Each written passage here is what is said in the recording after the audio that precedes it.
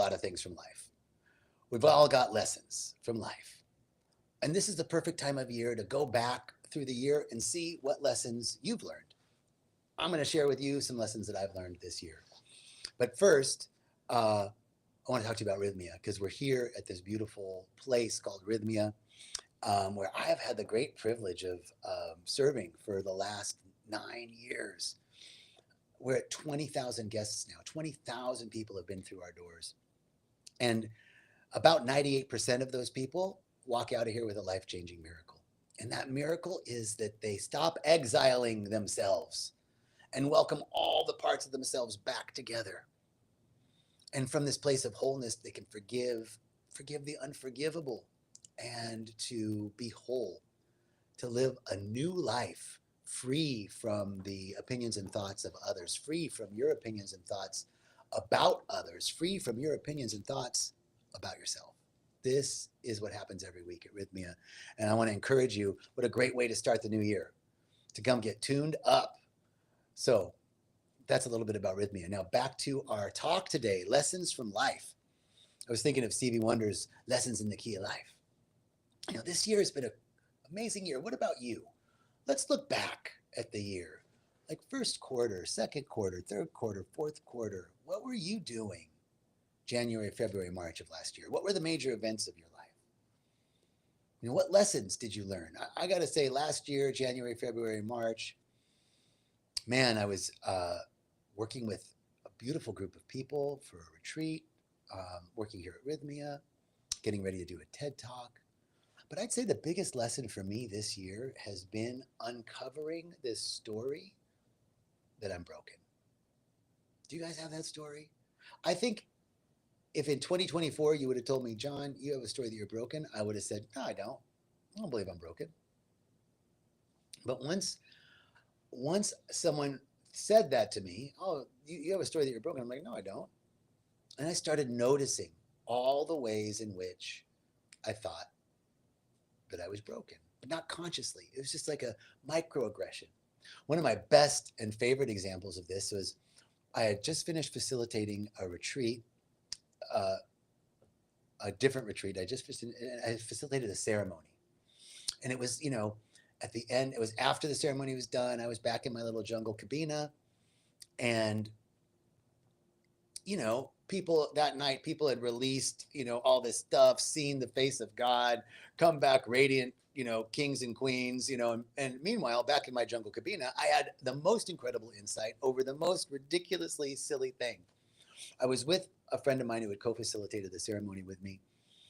And I set like a glass on a counter that, I set my glass on a counter that wasn't going to hold it. And immediately the glass fell. It was like a spontaneous lesson in physics. And, because gravity works all the time. It doesn't really take a break. So here I am. And I thought to myself, oh, stupid. I should have seen that wasn't going to work. And my friend looked at me and said, experimenter. I was like, what? It was like he spoke Vulcan, I was like, what? He goes, you're an experimenter. You've never made a mistake in your life. Did you know that? I was like, I've made so many mistakes. And he was like, no, you've never made a mistake. Your genius is that you experiment, and when you experiment, you learn what works and what doesn't work. Your genius is learning through trial and error. And then you want to come and tell people about what you learned so that they don't bump into the same furniture you do. Man, that was like a cosmic realignment, showing a subtle way in which I believed I was broken. That thought, I set the glass on the counter gave way, the glass spills. I think I should have known better. I should have been able to see around that corner. I should have seen that wasn't going to work. I'm just not as fast as other people. I don't see like other people. I mean, some things I see, but a lot of things I'm just not so smart. Those are stories of brokenness that I told myself consistently throughout my life. It started when I was a kid. And my dad would say, what were you thinking? And I'd go, well, I didn't think. Exactly. You weren't thinking. You should have known better. Those words, I interpreted them as there's something wrong with me. And and then every time something happened, you know, the tiniest little mistake, my nervous system was like, okay, cool. Mistake, no problem. We've got a file for that. It's called should have known better. Just stuff it in there. Just it's full. Just cram it in. That's what was going on all my life. Should have known better. And then I was just gathering evidence. Should have known better. Should have known better. Stupid.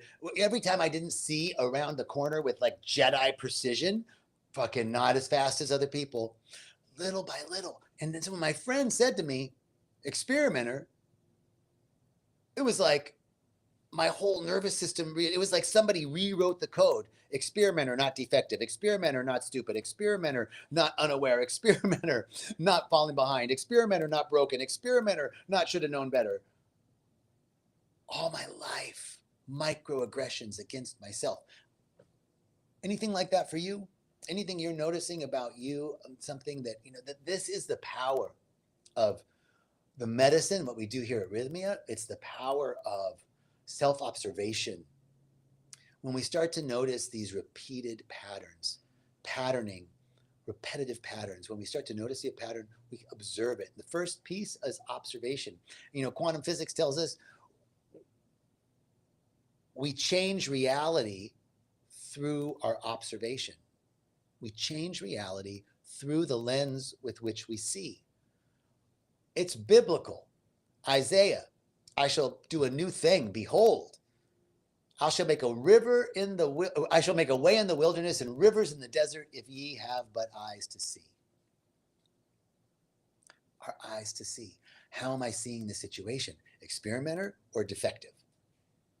This happens to us all the time, and we're constantly, I noticed in myself, constant microaggressions, constantly beating myself up, should have known better, that was stupid, why can't you see, why didn't you know, why didn't you anticipate that? Now, instead of you should have known better, I have a beautiful little statement called, well, that didn't work.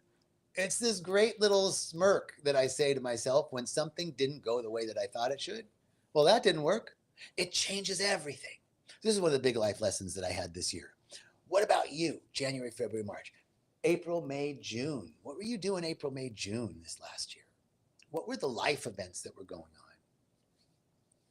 What were the things that came up for you? I think in that period, I went to Peru and I had some beautiful life lessons in Peru. One of which was to get in touch with nature in a new way. I think another big life lesson this year was realizing that everything is a spirit, that everything has a spirit. The mountain, your phone, money, the tree, the earth, everything has a spirit. Everything has an energy to it. And I can get in touch with that energy.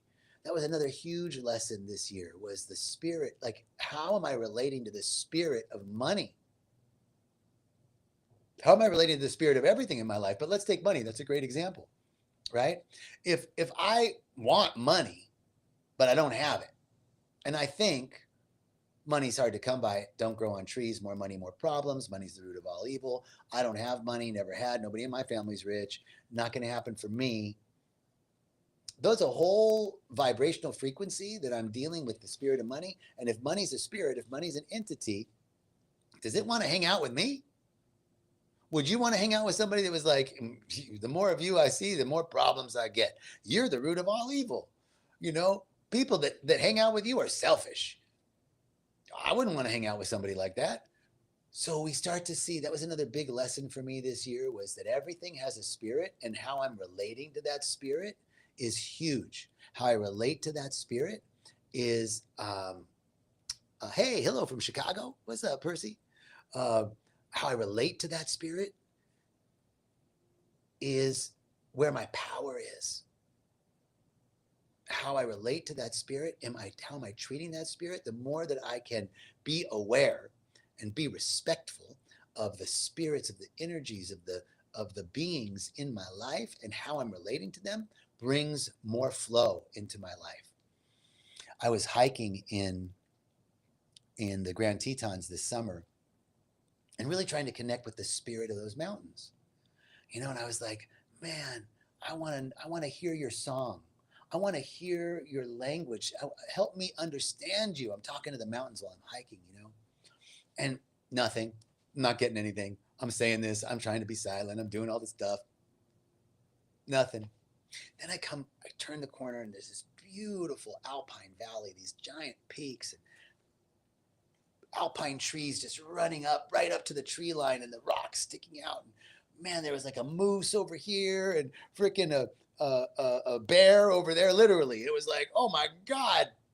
And all of a sudden, I heard the voice say, "This is my language."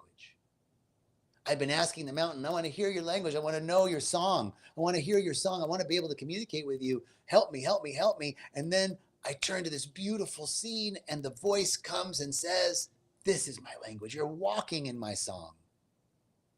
Wow. I also got a great lesson from the mountains because, I get so upset about the way things are changing in our environment, the way cities are encroaching on these beautiful sacred lands. We're doing it here in Costa Rica. I'm part of it, right? I've moved here, you know, and you know what I got from the mountains? The mountain said, "Bitch, please." Like, we've been around for millions and millions and millions and millions and millions and millions and millions and millions and millions and millions and millions of years. Your life isn't even a blink in my eye. So don't worry. Humans can come and go. We'll be here. Don't worry. Like, that doesn't mean we shouldn't be respectful and take care of the environment. But the bigger picture is, even the last 200,000 years of human growth and development on the face of the planet, that really is a snap of the fingers for Mother Nature. For the spirit of those mountains, those entities, 60 million, 70 million, 100 million, 300 million years old, they got some longevity. So, messages from the mountains. That was April, May, June. What were you doing April, May, June? What lessons did you learn? How about July, August, September? What was going on for you? End of summer. What was up? What were the life experiences? What were the lessons that you learned? I'm going to take a moment here and tell you some lessons that I've learned from my brother Jerry, because this is his spot. Normally, he does a talk every Tuesday at 11:30 Central Time. And he asked me to do the talk today. And the idea came life lessons. But man, let me tell you about this brother of mine who I've learned so much from over these last 9 years. Here's some real life lessons from Jerry. One day he told me, "It's going to take longer than you think. It's going to be harder than you think, but it's going to be better than you think." That was a great life lesson. It's going to take longer than you think. It's going to be harder than you think, but it's going to turn out better than you think. Don't give up. That was a beautiful lesson. One of the things I've learned from him as well is this. He has this quality of separating the wheat from the chaff, like getting real clear about what's the highest universal appeal here. What is the most salient point that I can make? What's the gets it so clear, so precise, no fluff, just. And then from that clarity, he's able to decide, yeah, that's important, but not right now. What's most important is this right now. Like, to be really clear and strip away anything that doesn't serve this immediate. One day he said to me, it's like driving a car.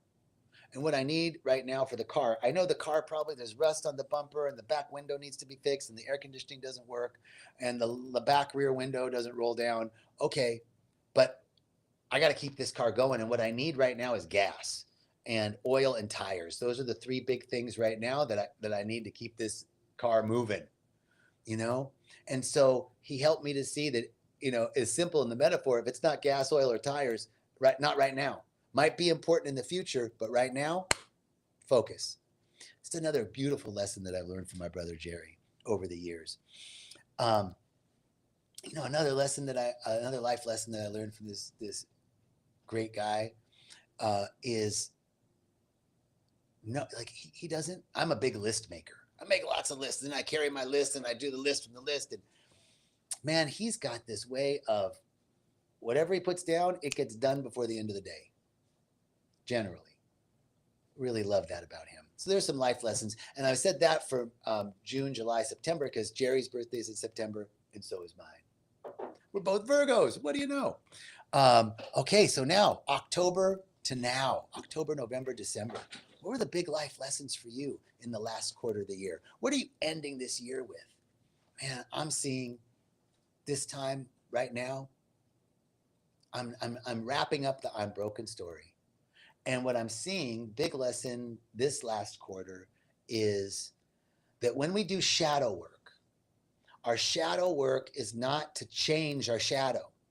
The things that we don't like about ourselves, the things that we're trying to fix about ourselves, is not to, no more fixing, no more fix yourself, no more you're broken, none of that shit. So but self-improvement is important. It's important that we strive to improve and grow. But how do we strive to improve and grow and not get caught in the fix yourself trap? The first piece, I'm not broken. It's to disconnect the desire to grow and expand from a toxic belief that I'm broken.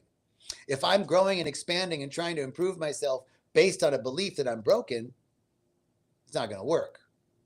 So once I clear out this belief, then there's a healthy component, healthy desire to expand, to improve, to grow. But I'm not changing myself. So for example, if I have jealousy and envy, right? I get jealous when I get on Instagram and I see somebody's got a new book deal, or, Holston this big thing, or they got 100,000 followers or whatever. There's some jealousy that comes up. So does that mean I'm broken? Does that mean I'm a bad person? Does that mean that I'm not spiritual, that I got so much more work to do? No. Jealousy and envy were coping strategies that I learned as a kid to keep me feeling safe and like I belong, because they were like unexpressed desires that I have. Something I saw in somebody else that I wish I could have done.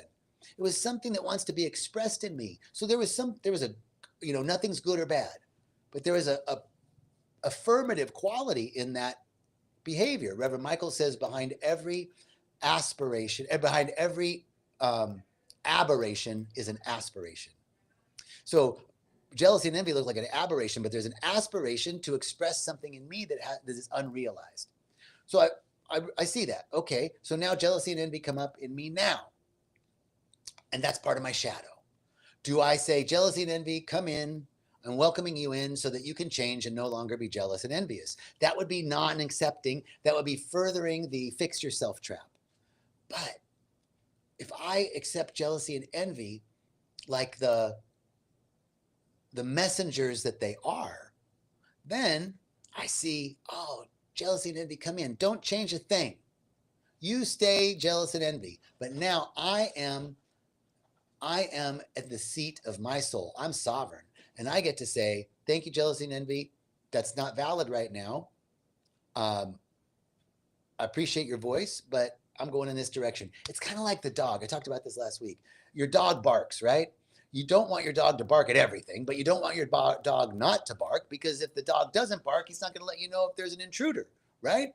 So when the dog barks, I got to get up and go, okay, Paco, that's okay. It's just Magda coming in with the groceries, She's just driving in. It's not an intruder. So that information that the dog is giving me is good information.